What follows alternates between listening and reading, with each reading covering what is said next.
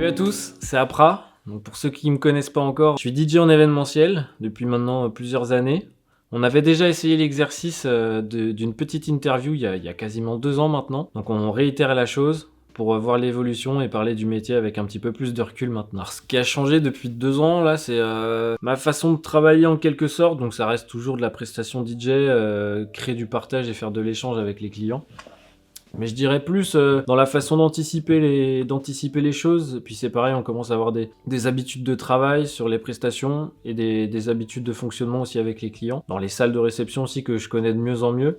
Donc il y a beaucoup plus d'anticipation et de conseils avant chaque prestation. C'est surtout l'avant-prestation qui a changé, je pense quand même.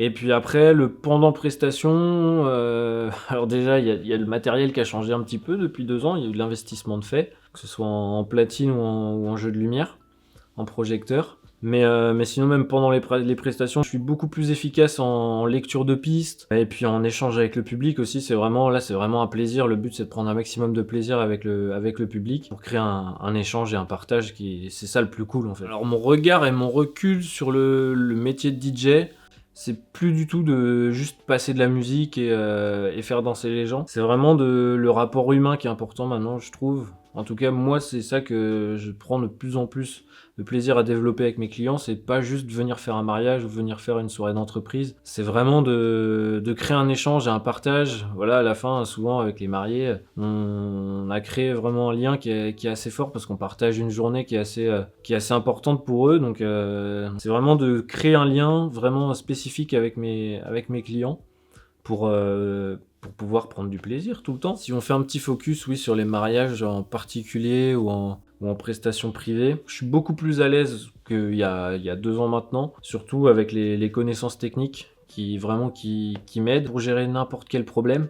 Donc ça, c'est quand même un gros plus, surtout pour mes clients. Ils savent qu'ils ont un DJ, mais à côté, ils ont aussi un technicien qui saura répondre à leurs besoins. Voilà, on a des contraintes, de plus en plus de contraintes avec des espaces extérieurs de plus en plus vastes, des contraintes météorologiques des fois. Je sais que l'année 2024, elle a été compliquée en météo pour les mariages. Et puis voilà, l'investissement du matériel qui du coup peut répondre à n'importe quel souci. Que ce soit justement les espaces qui sont très vastes en extérieur où on n'a pas d'arrivée électrique.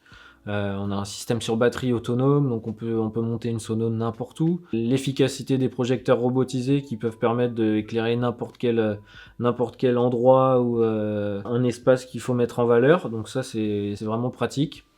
Et puis voilà, donc avec toujours du confort, l'arrivée des platines en XDJ AZ de chez Pioneer, enfin Alpha Theta maintenant, et puis l'arrivée de la Grand-Ma 2 aussi sur le kit pour vraiment faire des choses qui soient vraiment impactantes. Les qualités, on en avait déjà parlé il y a 2 ans. Est-ce que ça a changé ?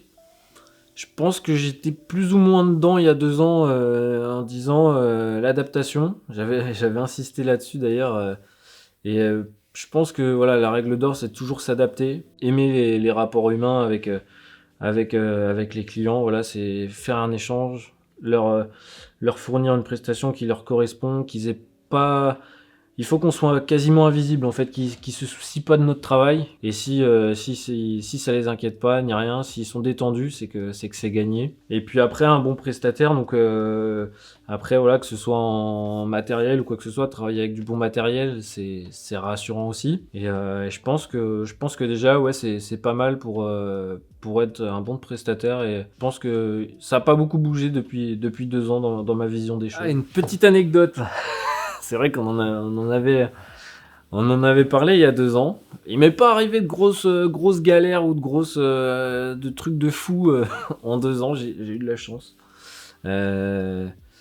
Si, j'ai eu une bonne galère, enfin un petit coup de frayeur au mois de mai l'année dernière, où j'attrape une insolation le vendredi. La nuit a été compliquée, mariage le lendemain, avec toutes les options quasiment, sonorisation des extérieurs, les morceaux guitare-voix, les effets spéciaux, et puis la soirée DJ set.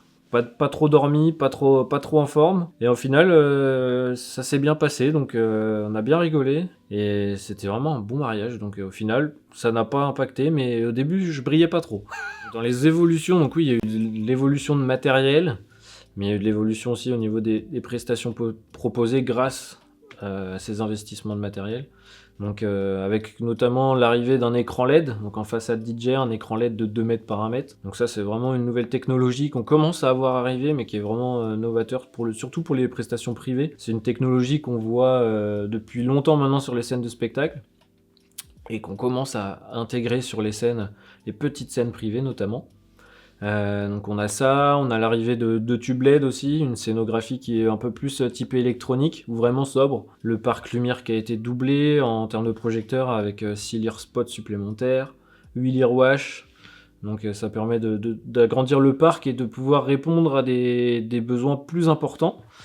Donc c'est vraiment ça qui est cool, malgré que du coup c'est un peu le chien qui se mord la queue. On demande toujours des besoins plus gros techniquement, et à un moment voilà, le matériel peut pas répondre, donc on s'entoure de prestataires à l'extérieur pour pouvoir répondre à ces prestations.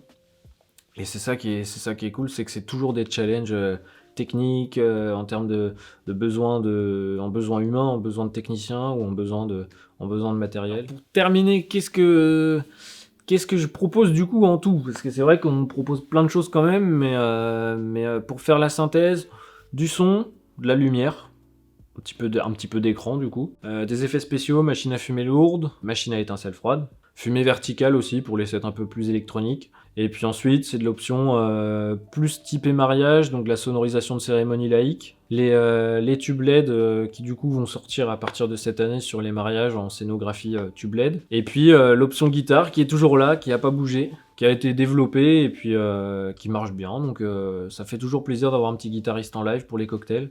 Donc en parlant de guitare, je me suis permis de ramener ma petite guitare. C'est la guitare avec laquelle je joue en cocktail. Donc je vais vous faire une petite démo, voilà, ça va ramener un petit peu de musique. Nous sommes nos propres pères, si jeune et pourtant si vieux, ça me fait penser. Tu sais, nous sommes nos propres mères, si jeune et si sérieux, mais ça va changer. On passe le temps à faire des plans pour le lendemain, pendant que le... Donc voilà, j'espère que cette petite mise à jour vous aura plu. En tout cas, je vous remercie de m'avoir écouté, ça m'a vraiment fait plaisir, et c'est toujours aussi intimidant d'être capté comme ça sur un petit plateau. Je vais vous souhaiter une belle année 2026 également, et puis je vous dis à bientôt. Merci beaucoup, c'était Apprendre. Et vous feriez pareil si seulement vous saviez, papa, combien de fois la fin du monde nous a frôlés. Alors on vit chaque jour.